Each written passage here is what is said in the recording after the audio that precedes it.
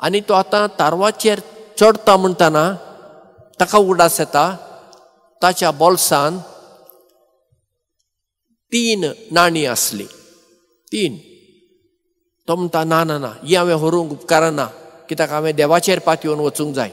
रोखडोच तो तारवांतलो देंवता आनी 3 नाणी थंय बंदरार एका बांकार दवरता कोणी दुबळी व्हरून दीत म्हणून. आनी तो तारवाचेर प्रवास करून मागीर वेनिसाक पावता. थंय तावन रोमा शाराक वेता, पापसाहेबाक मेळटा, पापसाहेबाचें बेसांव घेता आनी भीक मागून तो दीस काडटालो.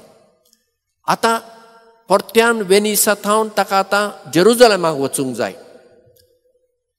परत्यान खंयचेच तारवाचे कोपीत ताका घेवंक तयार ना. शेवटी एकलो कोपीत तयार जाता आनी ताका फुकट व्हरता.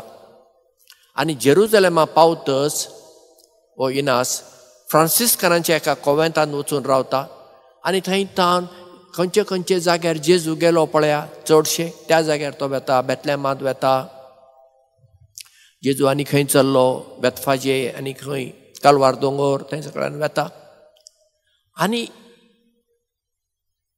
शेवटी तो ऑलिव दोंगराचेर वेता.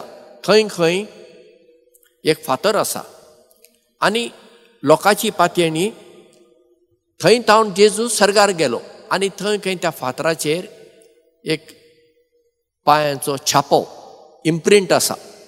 इनास थंय वेता भक्तीन मागणें करता आनी फाटीं फ्रांसिस्कन कॉवेंतांत येता. मागीर ताका दुबाव येता. हांवें तो पळयल्लो पांय दावो काय उजवो जेजूचो. परत्यान धांवता. थंय आसले ते राखणदार ताका सोडिना. पयले फावटी पळोवंकूय ताका राखणदारान सोडलें ना. आपणा कडेन असलें कानेत पेन नायफ दिवन ताणें त्या फातरा लागीं वचून मागणें केलें. आतां दुसरे फावट गेल्या वेळार राखणदार ताका सोडूंक तयार ना कित्याक रात जाल्ली आसा. वो ताका आपणा कडेन कातर आसली ती ताका दिता आनी परत्यान वचून